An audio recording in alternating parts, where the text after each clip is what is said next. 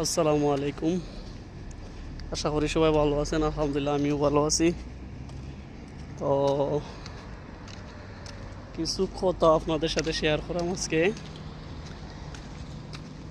আপনি ফিউচারে কি করবেন বা কি করতে চান, দেশে কোনো কাজকর্ম করতে পারতেছেন না, বিদেশে যাবেন, তো ভালো কথা।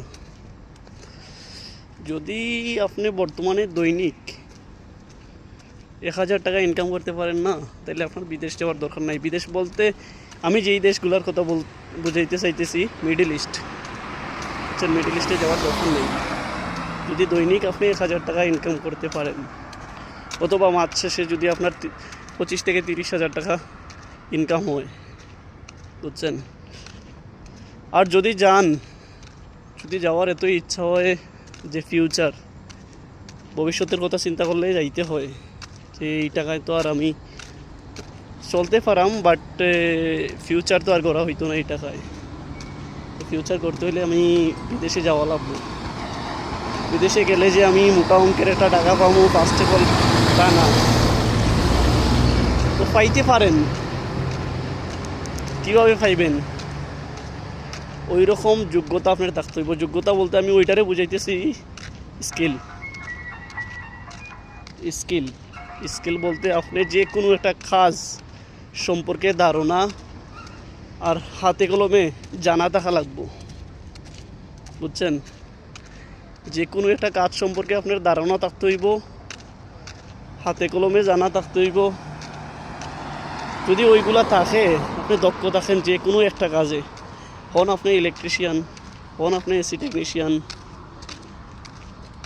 হন আপনি সেলম্যান, অথবা আপনি কোনো গাড়ির কাজ জানেন, মিস্ত্রি, মেকানিক্যাল, হাতে কলমে জানা থাকতে হইব, বুঝছেন। হাতে কলমে জানা থাকলে ইনশাল্লাহ আপনি বিদেশ গেলে, মিডল ইস্টে যান আর ইউরোপে যান, যে কোনো দেশে যান, আপনি সাকসেস হইতে পারবেন, সফলতা সম্ভব। তো গরম লাগতেছে অনেক, বুঝছেন। হাঁটতে হাঁটতে কথা বলতেছি তো, আর মিডল ইস্ট বলে কথা, গরম তোই থাকবো, এটাই স্বাভাবিক। হাত গাইমা গেছে। তো ফার্স্ট অফ অল আপনার কি থাকতে হইব? স্কিল থাকতে হইব।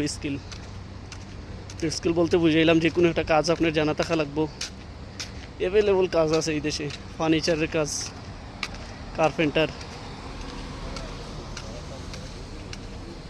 ধরেন প্লাস্টার। যদি আপনি যেই কোনো কাজে একটা দক্ষতা থাকা লাগবো, আপনার অভিজ্ঞ হওয়া লাগবো যে কোনো কাজে। যদি তাকে ওই স্কিলগুলো, তাইলে আপনি ইনশাল্লাহ সাকসেস হইতে পারবেন। আর না হইলে ফার্স্ট অফ অল আইসা ওই যে আমরা যেমন ছিলাম এমন এখন পস্তাইতেছি। দেশে কয়দিন লেখাপড়া করায় কোনো কাজ শিখি নাই, বুঝছেন। তো এখন এটার মর্ম বুঝি যে আসলে খালি লেখাপড়া করলে হয় না, হাতে কলমে একটা কাজের অভিজ্ঞতাও দরকার থাকে, বুঝছেন। ধরেন আমি যদি আমরা প্রতিবেশী রাষ্ট্র যেমন ইন্ডিয়া নিয়ে কথা বলি, তো দেখা যায় যে ইন্ডিয়ানরা লেখাপড়া করে, স্টাডি করে, তার সাথে সাথে হাতের কাজও শিখে। যদি হে লেখাপড়া করে, হয়তো হে ইঞ্জিনিয়ার হইব। ইঞ্জিনিয়ার যারা হইতে পারে না তারাও, আর যারা ইঞ্জিনিয়ার হয় তারাও হাতে কাজে অনেক দক্ষ হয়। তারা কারিগরি শিক্ষা নিয়ে তো বিদেশে যায়। যেমন শিক্ষা নিয়ে আসে তেমন মোটা অঙ্কের টাকাও কামায়, বুঝছেন। তো বিশেষ করে বাংলাদেশি যারা আছে, বেশি অংশে শিক্ষিত মানুষ কমই যায় মিডল ইস্টে, যাইতেও চায় না, কয় লেখাপড়া করছে কি বিদেশ যাওয়ার লাগা। তো বিদেশে কি সবাই আনপড়? বিদেশে অনেক স্টাডিওয়ালা মানুষ আছে, অনেক বেশি যোগ্যতা সম্পন্ন মানুষ চাকরি করে।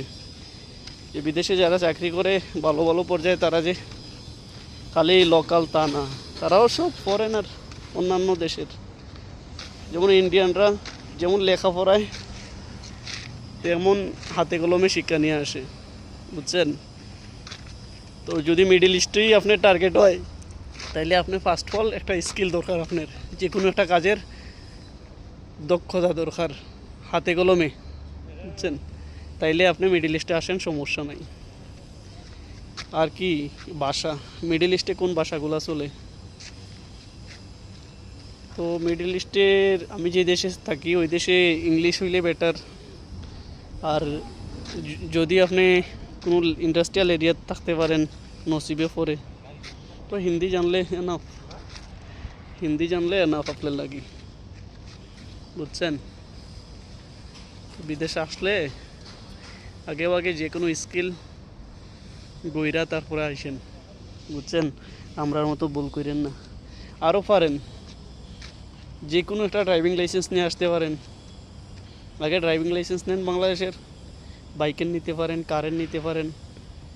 ওই খালি লাইসেন্সটা নিলে হইতো না, ওই যে লাইসেন্সটা নেবেন ওইটাই আপনার দক্ষ হইতে হইব, আপনি দক্ষতা অর্জন করা লাগবো, ওইটাই সম্পূর্ণ শিখিয়া হওয়া লাগবো, বুঝছেন?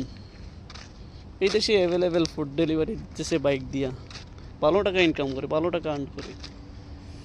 বাদে ধরেন গাড়ি চালাইয়া ড্রাইভিং করে বহুত টাকা ইনকাম করে। তবে বর্তমানে আমরা বাংলাদেশিরা পিছিয়ে আছি, বুঝছেন? কারণ বাংলাদেশিরার ভিসা বন্ধ, ভিসা ট্রান্সফার হয় না, দেশের দিকে মানুষ আনতে পারে না, বুঝছেন? অবহেলিত। আমার ভিডিওটা বেশি বেশি একটু শেয়ার দিবেন, বুঝছেন? আর কিছু কইতে পারলাম না আপনারা, ভালো থাকেন, আসসালামু আলাইকুম।